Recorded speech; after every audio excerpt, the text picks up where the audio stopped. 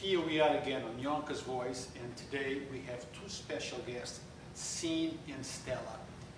And we have a very, very important subject that we need to talk about. We need to get the conversation going. We need to address the problem. We need results. We need to hear back from our elected officials, law enforcement, about what are they doing. We all understand investigations takes time, but we need more done. We need those that are bringing fentanyl, which is what we're going to talk about it. We need to bring those that are bringing it in to our community, held accountable and responsible for the pain that it's causing. We don't need just arrest for those minor sellers on the corner. Yeah, those two. But what about those that are bringing the stuff? So, Stella and Sean. Stella, please introduce yourself. Hey, my name is Stella. I'm from the Stella's Left Show. We air on Sundays, 4:30 to 6:30 on YouTube, Instagram, and Facebook. So, yeah. This is Sin. Hi, my name is Despino. I am the mother of 15-year-old Olivia Green. You guys remember Olivia. Olivia was how old was Olivia back then? 15. Olivia was 15 when she passed away due to fentanyl, right here in Yonkers. And Olivia is not the only victim of fentanyl. And let me tell you guys, you don't need actually to use fentanyl to become a victim of it. What's your experience, Stella? I mean, I've known several people who have, even with smoking weed, marijuana, you know, it's legal now. Everybody, not everybody, but mostly every person that you meet now smokes weed. They go out and think they're buying a regular bag of weed and it's laced with something. And the thing that I'm hearing is, oh, I've known my dealer for years. I know this person, he would never do that to me. But you don't know where he's getting his weed from. You don't know where that person's getting it from.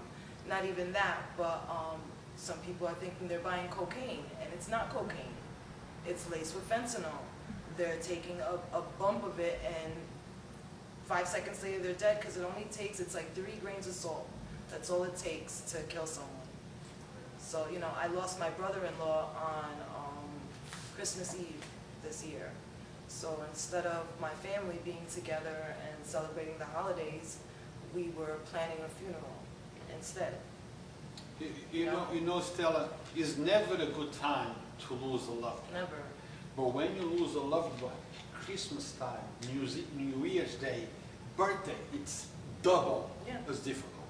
Guys, but before we go any further, I need to give a shout out to Dos Marias, as I always say, the best Mexican restaurant, not just in Yonkers, the entire county, probably New York State, and also to Legacy,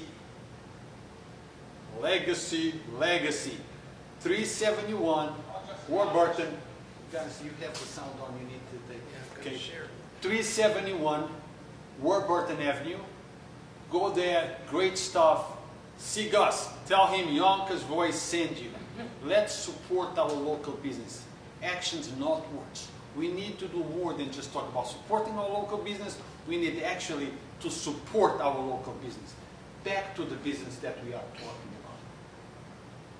Investigation is going on. Yeah, still under investigation. What is the police telling you? See, what are they saying? What's the status? Where are they? Who been arrested? What is it? Well, Olivia was given a Percocet. She thought it was a Percocet. It turned out to be pure fentanyl. She was given it to her by an adult who influenced her to try it. And yeah, so it is under investigation, but there's a law that is protecting her. Which law is that? Did they tell you which law is it? Yeah, it's called the Good Samaritan Law. And what good thing did he do? He called 911. So, if I hit somebody with a car and then call 911 to come and help the person, that's a Good Samaritan law because I call. Even though I'm the same guy who was also driving the vehicle. So So he caused her death, and he is protected by the law. So that is where the case is taking so long. Guys, we need to speak a little louder because people are saying that they cannot hear. I don't want to interrupt or anything, but have they even tried to find out where the pills came from besides him, where he got the pills from? Yeah, so there's two people responsible, right? The drug dealer and the adult that actually gave it to her. The drug dealer was set up by the detectives because of Olivia's case. So they caught him, and they didn't charge him with Olivia's death. They charged him with drug sale, and that's it. So he is currently free to kill again in our streets. So the laws are not strict enough. And now we have He bill did not only kill Olivia, he killed someone else too. Another older gentleman in Manhattan. So both pills went traced back to this guy. to the same person. To the same person, the same Same batch. distributor. Same batch from the same And person. imagine all the people from that distributor. Exactly. besides him. And imagine how many more he killed and we just don't know about. Now, it wasn't long ago. I don't remember how many months, maybe 5, 6 months, that 2 Yonkers police officers responded to a building, to a call in Glenwood. Okay. Okay? And while they're going up there, I think they came in contact with the subject. And there was fentanyl in the air. And those 2 officers had to be transported to the hospital. And that's why I'm saying That's you don't how have to stupid be it a is. user Yeah, you don't. to be impacted You don't. or for it to become lethal towards you. Absolutely. But what is the answer? Now, what about in your brother's case? What are they saying? I mean, they're saying that it's first of all, it's too early in the investigation. It happened December 24th. It happened December 24th, so they're still investigating. Right now, all our family can do is wait. His parents, his parents are the ones that I feel so bad for because, they were already dealing with a daughter that they were laying to rest that had cancer that day. And they had their son, so they had 2 funerals to deal with. My niece is 6 years old. She doesn't have a father anymore. At the age of 6, a father who loved her. And I feel like, I know that there are other things going on in Yonkers and Westchester County that are important, but we have to start looking at this like this is real, this is serious, this is an epidemic. I really feel like it's becoming an epidemic right now. It is. It already is. Shortly after Olivia's passing, we have multiple cases of fentanyl fatalities right here in Yonkers. Riverdale, where 1 person died. Then we had one also on Riverdale, up the street by the shop, where those 4 young men passed away at the shop. 4 people transported to a medical center. I don't know the outcome, if they all okay. So it's terrible. Yeah.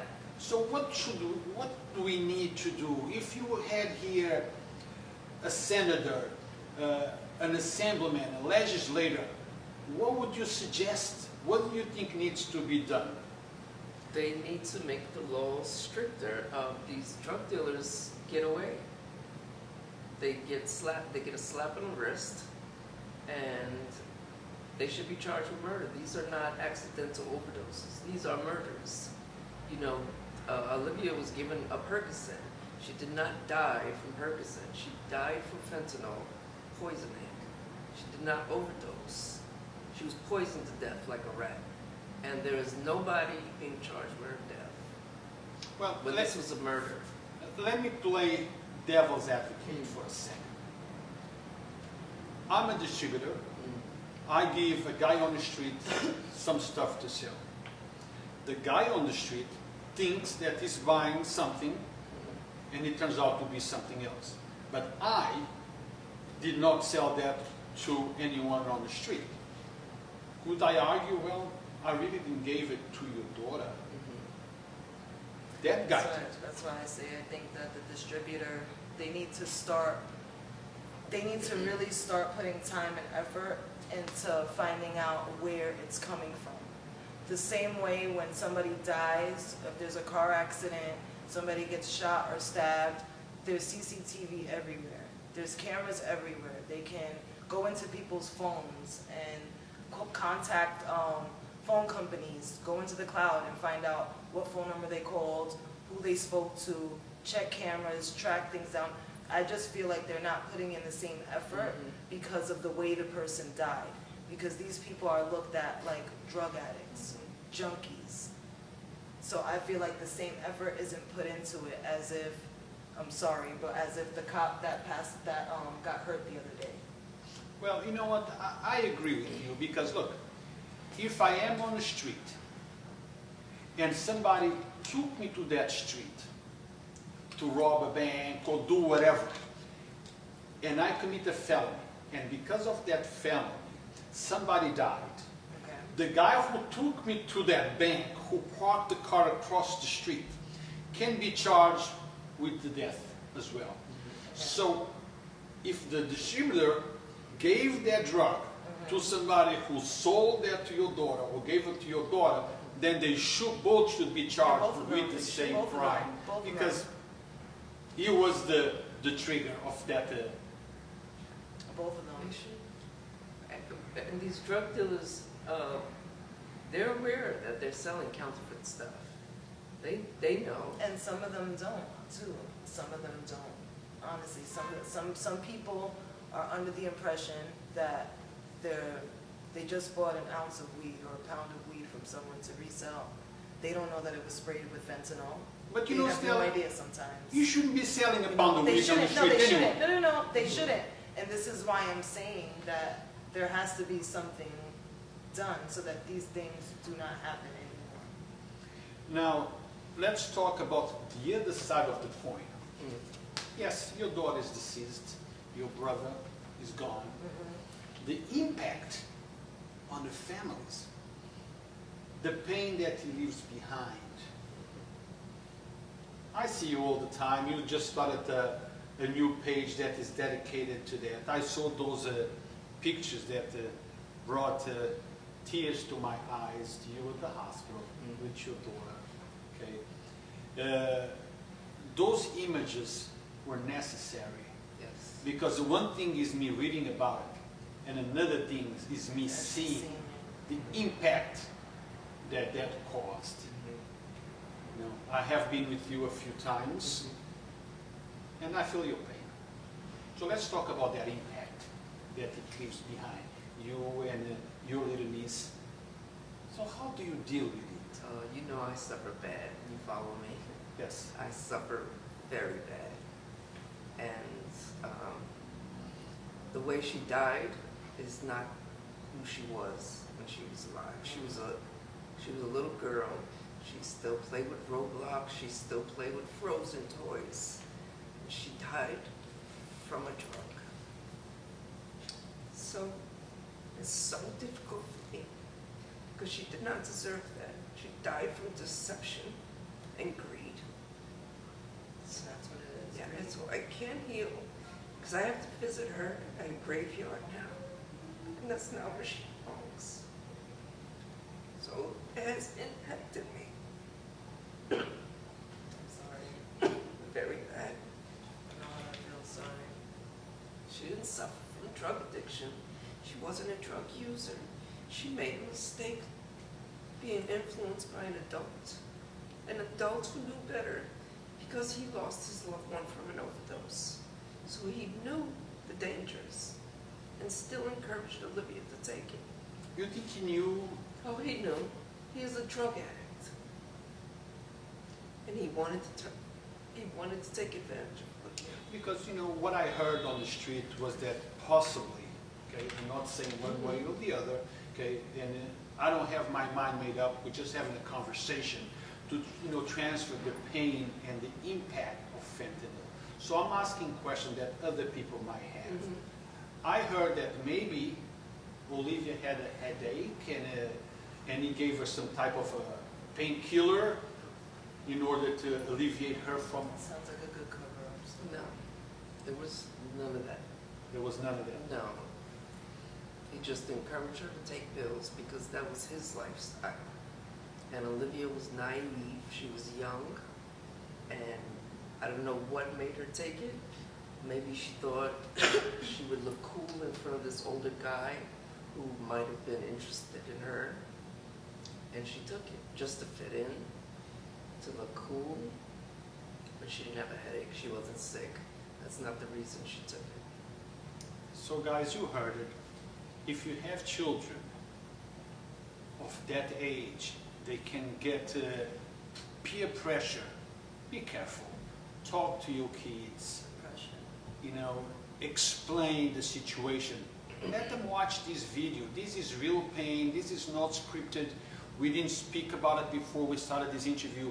What you see in here, it's raw emotions. The pain that fentanyl and other drugs cause to the family. Stella, you little niece, you... I mean, I feel bad every day for her, her and my sister. You know, my niece is 6 years old, and she will never experience having her dad see her at prom, or when she starts learning how to drive. These are things that he was excited for, that he was waiting for. He had such a close connection with her, and she just still can't, every day she can't believe that her dad is there. Not there. She can't believe that her father's not walking in the house. She can't even sleep by herself at night anymore. She wants to be with her mother all the time. And my sister, you know, they were just buying a house and had to stop that process. How do you explain a six-year-old that your dad passed? It's hard. You can't. It's like you can't. They don't get it. They don't understand. They don't no get concept. it. They feel like, oh, so when is he gonna come back?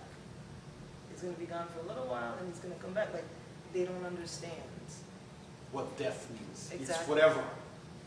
Exactly, and it's like, it's not only, it's everybody that's impacted by it in our family.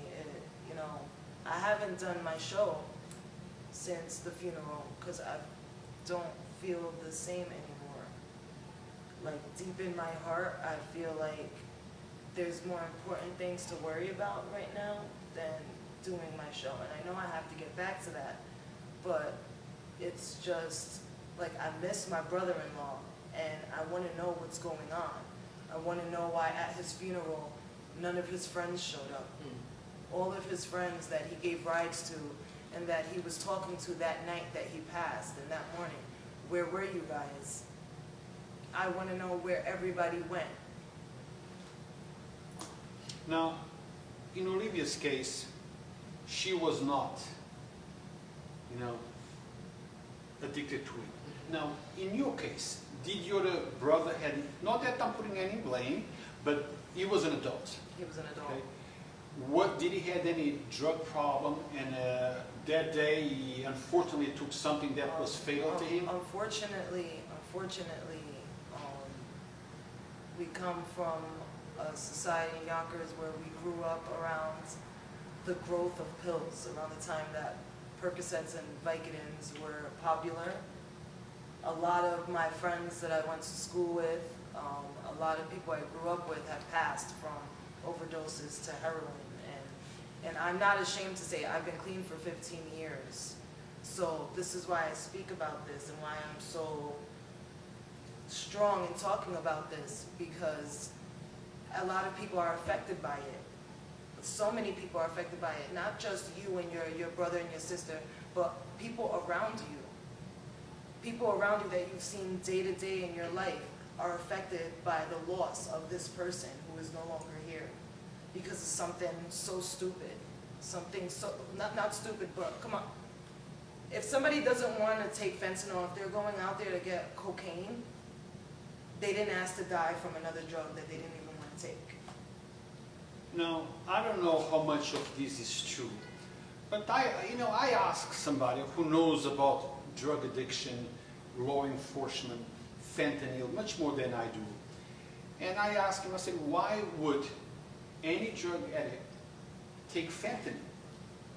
Why? Knowing that it's fatal, could be fatal, you could die from it. And the justification was, very often, the drug addicts, they want to take that hardest drug to go all the way up and come back. They want to feel that feeling they felt the first time. Yeah. Sometimes it's they're sick, they don't want to feel the way they feel, and they're taking whatever they can put their hands on.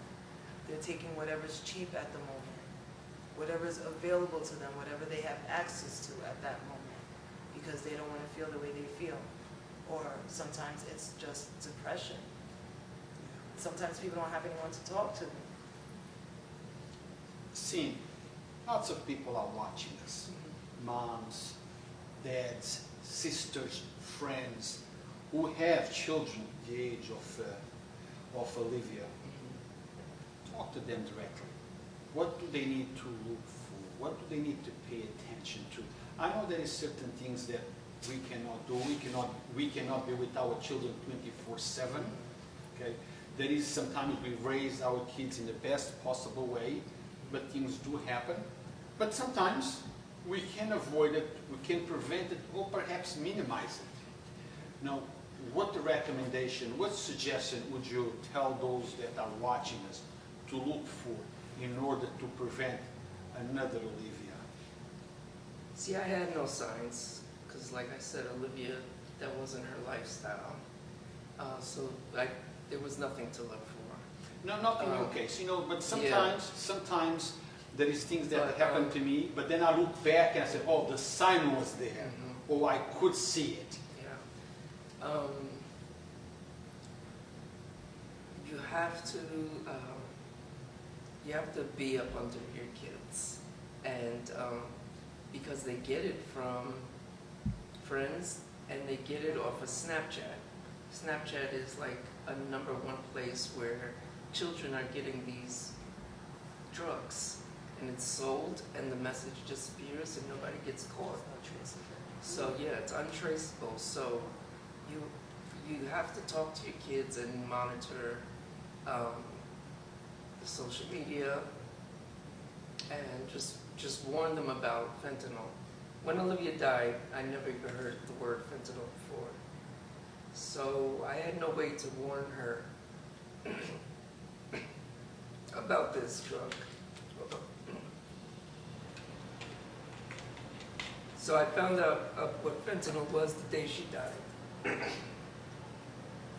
And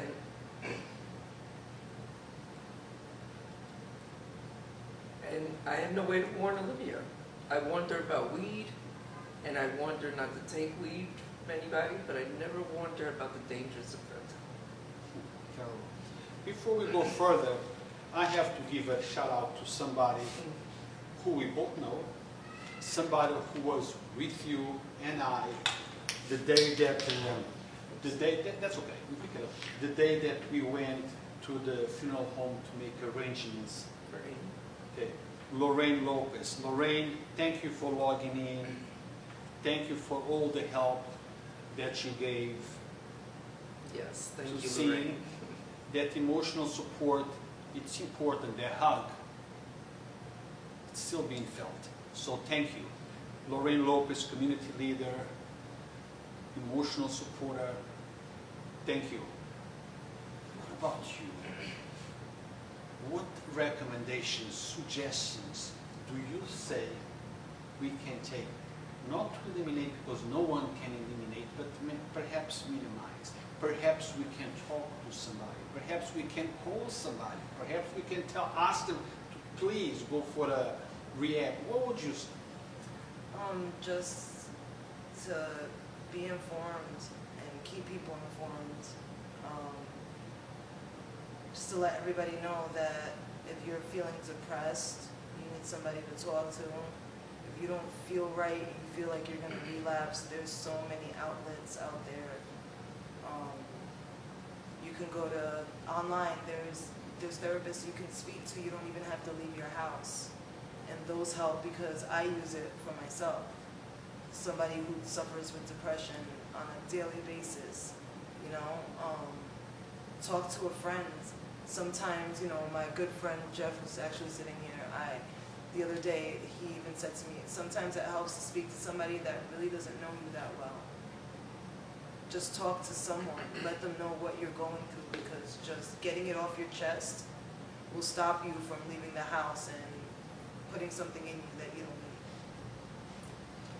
need. Stella, you just said something important that I think we should talk about a little bit. A person that has an addiction goes to a rehab, comes out almost clean or clean, but has a whole bunch of friends that still do the things that he did before he went to rehab. How important is it for that person not to be connected again with those that used to be connected? It's people, places, and things. I say that all the time. You cannot say you're clean from heroin or cocaine and hang out with people every day that do heroin and cocaine. It's going to be almost impossible. It's going to be almost impossible to stay that way. You know, you have to eliminate who you're around. If they're not healthy for you, if they're not providing anything that's important to your life, if they're not doing anything that's benefiting you, there's no reason why they should be around you. And now let's talk about, you already did, but let's emphasize on that again. The pain for a mother, a father, a brother, a sister to look at my sibling in the same household and see that he's on a self-destruction mode, okay, who refuses to accept. What about that pain? That I'm looking at my daughter or my son and see what he's doing. Because we know what happens when you have an addiction. You beat up your mom, you destroy her emotionally and physically, because you need that money to buy your hits. So let's talk to those that have. Maybe we can touch somebody's heart and say, you know, it's enough. You want to talk about it, Stella? I mean, you should take this conversation as today should be your last. You know, all the things from yesterday, start your day fresh today. All the pain you're feeling from yesterday's, try to get rid of that. I know it's hard sometimes because you feel like people don't understand you. You feel like nobody gets what you're going through, but there are people out there that get what you're going through. My name is the Stella Stuff Show on Instagram, Facebook, everything. If you need someone to talk to, message me. Message me, you know, because believe it or not, parents and siblings of an addict, they go through more pain than the addict themselves sometimes. I know that sometimes it's difficult to talk about those issues with your brother or with your sister. And I also know, because I'm a father, that sometimes when I talk to my son, they really don't listen to me. Sometimes it's easier when they talk to a stranger or somebody outside of that circle. Yep. Okay? So guys, if you need to talk to someone, talk to somebody who's been there and left that behind. Stella, tell them again, how can they reach you? On Instagram, Facebook, Twitter, TikTok. I'm on everything. The name? Stella Stuff Show. The Stella Stuff Show on everything. The Stella Stuff Show. So check it out. Don't forget to give it that like, because that's how we maintain ourselves. That's how that's our job. So support us. Go to those pages, give it a like, subscribe, and follow. The same thing for Facebook. Now you have a new page. I saw it. And we need support, we need awareness, we need people to get involved. We want people to share their experiences. Because sometimes, by sharing an experience, you can fix the future problem for somebody else. It's too late for me, perhaps, but I might be able to help another one. Yes. What's the name of your page and how? It's Facebook, but the name? Facebook is Grieving Mom Chronicles. Rest in peace, Olivia Green. That's where I'm going to start talking about fentanyl, drug awareness, dangers. And ever since Olivia died, I have thousands of kids inbox me, their children, Olivia's age, who are actually addicted to drugs. 12-year-olds. There are 13 and 14, 15-year-old children in my inbox suffering from drug addiction. And Olivia's story woke them up. But you'd be surprised how many children, 7th and 8th graders, that are already addicted. Because it starts in the And medicine cabinet. they're also addicted to fentanyl. Didn't a week ago we had a case in Connecticut? 3 children. 3 children. 13-year-olds. One is dead. There are children suffering from drug addiction because they start off just taking one pill, you know, as recreation, you know, just that, and they end up getting addicted. It starts off in their parents' medicine cabinet, in their bathroom. Exactly. That's where it starts off. Well, so guys, if you are a teen or not a teen and you think you need help, call someone. Sometimes, like I said earlier, difficult to speak with your mom and your dad about those problems. Then look for somebody outside that inner circle. I'm sure that Scene can talk to you about if you reach My it. inbox is always open. Okay, Stella, myself, and I'm going to throw another name in the ring because I know that her heart is always in the right place and always ready to help the community in any way she possibly can. And that's Lorraine Lopez. Okay, she's on what's the name of her page? Lorraine, put the name of your page on the thread, please, so people can reach out to you because, you know, you articulate points very well. People feel comfortable speaking with you. Let's be the change we want to see. Let's do something for the community. Let's stop talking about it. Let's actually do something about it. Is there anything else that maybe you ladies want to bring up that we didn't talk about it? Oh, before we do that, how often do you reach out to the Yonkers Police Department and say, look, I need answers. Where is this investigation at this time? What are you doing? Has anyone been arrested? Is anyone going to be held accountable and responsible for the death of my daughter? You want to say something? Yeah. No, I'm disagreeing with you. These are things that I would love to know from the commissioner. I would love to The Yonkers commissioner? Yes, because I know you interviewed him the other day. So I would love to know what their department is doing about this. You know, I want to know what their ideas are to stop this from growing in our city and our town. Because Getty Square is not getting any more pretty. Well, Commissioner John Mueller, we have spoken about this many times. I trust you, and I know you have good intentions for Yonkers. You talk about the transparency. I know there is details about the investigation that you cannot release, tell us about, because you can jeopardize the investigation. But perhaps you can give us a baseline of where are we? What is the Yonkers Police Department doing to deal with this problem? I know that you guys are not social workers, but fentanyl and the sale of fentanyl exchanged in the plain streets of Yonkers, especially Gary Square, it's a crime. What is being done? Where are we? People, civilians, we walk around and we see it. So I'm sure that if we see it, you see it. You see it too. Your officers. Perhaps they don't do the dealings next to a uniformed police officer, but perhaps some plainclothes police officers walking around Gary Square would be able to see it, just like I've been seeing it. What's up with that? Where is it? Yeah. Scene, you want to do the closing? Oh, no. No? Stella? Sure.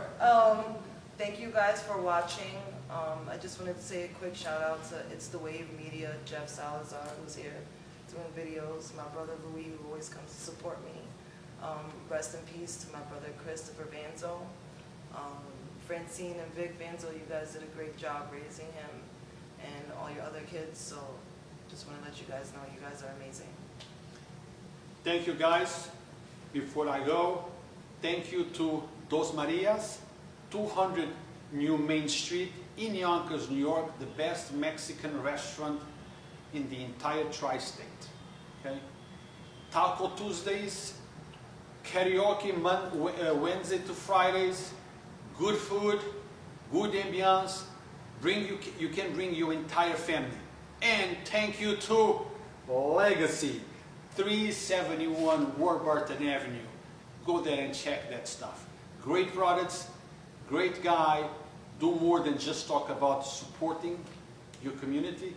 Actually, support your community. Actions, not words. Thank you for watching.